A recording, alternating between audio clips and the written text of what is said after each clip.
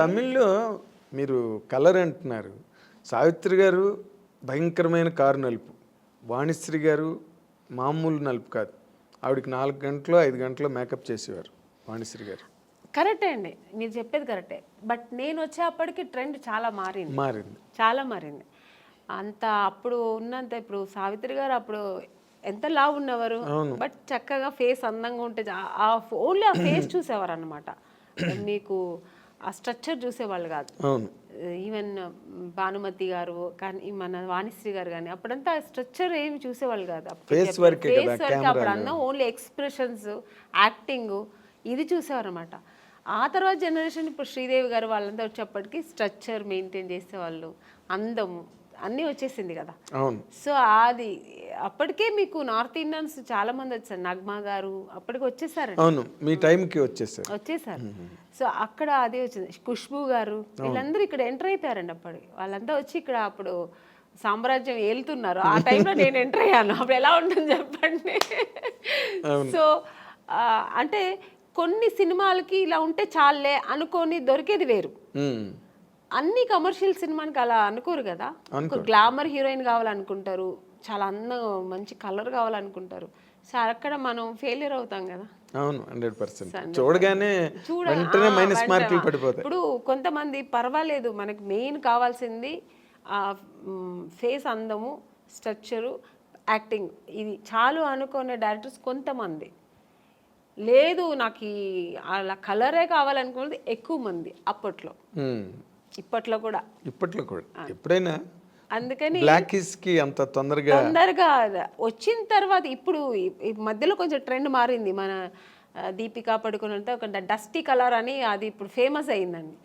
మేము వచ్చినప్పుడు ఆ డస్టీ కలరే బ్లాక్ అని చెప్పి మమ్మల్ని పక్కన పెట్టేవాళ్ళు. చాలా ఎక్కడో లక్కీగా దొరికేది. ఇప్పుడు వీటిష్ అంటున్నారు, బ్లాక్ వీటిష్ అంటున్నారు, డస్కీ కలర్ అని ఏమేమో అంటున్నారు. దాని ఇప్పుడు పేర్లు పెట్టి దాని ఒక ఫ్యాషన్ చేసుకున్నారు. మేము ఉన్నప్పుడు అలా కాదండి, కొంచెం కష్టమే. అయిన తర్వాత కూడా ఇక్కడంతా మేకప్ వేయమని చెప్పేవాళ్ళు, కలర్ ఎందుకంటే దీనికి డిఫరెన్స్ రాకూడదని. సో ఇవన్నీ మేము ఎదుర్కోవాలి, ఒకేలా ఉండాలని. సో అప్పుడు నేను చాలా మా అమ్మని తిట్టేదాన్ని, నువ్వు ఎందుకు మా నాన్న కలర్గా కనలేదు, నువ్వు మా బ్రదర్ మంచి కలరు, వాడు మాత్రం ఎందుకు అంత కలర్ ఉన్నాడు అని. మా నాన్నగారు లాగా వాడు, మా అమ్మ కొంచెం కలర్ తక్కువ. ఇలాగా నాకు ఆ ఒక ఫీలింగ్ నాకు ఎప్పుడు ఉండేది. మా అమ్మతో ఎప్పుడు నేను వెళ్ళి మా అమ్మతోనే గొడవ పెట్టేది. నాకేంటే తెలుసు, దేవుడు నీకు ఆ కలర్ ఇచ్చాడు, నువ్వు హీరోయిన్ అవుతావు నాకు తెలిసి ఉంటేనే ఇంకొంచెం కుంకుమ పువ్వు ఎక్కువ తాగేదాన్ని. మా అమ్మ అంటే ఆవిడకి అంతే, కుంకుమ పువ్వు తాగితే ఎక్కువ తాగితే అంటే అదేదో అప్పుడు ఒక నమ్మకం.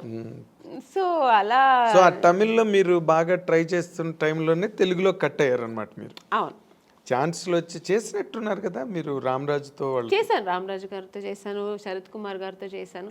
హీరోయిన్ మాత్రం అయ్యేదేమో అయిపోయాను, బట్ సక్సెస్ అనేది నాకు దొరకలేదు. హీరోయిన్ అయిన తర్వాత కూడా సక్సెస్ అనేది చాలా ఇంపార్టెంట్ అనేది నాకు తమిళ్లో తెలిసింది.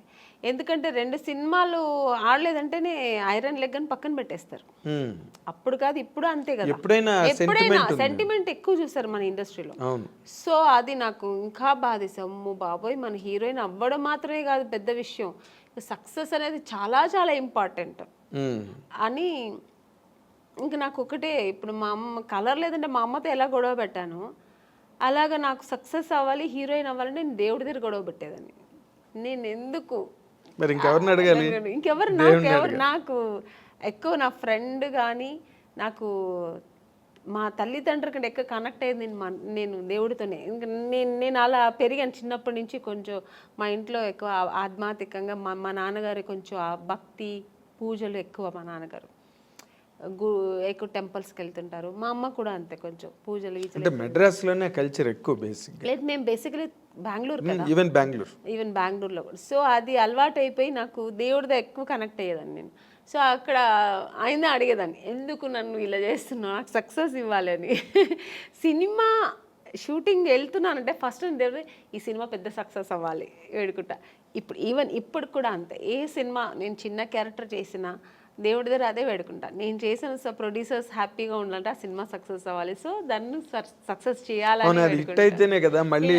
అవును కదా, ఆ ప్రొడ్యూసర్స్ బాగుంటాయి కదా, మనలాంటి వాళ్ళు అందరూ బాగుంటాం. 100%.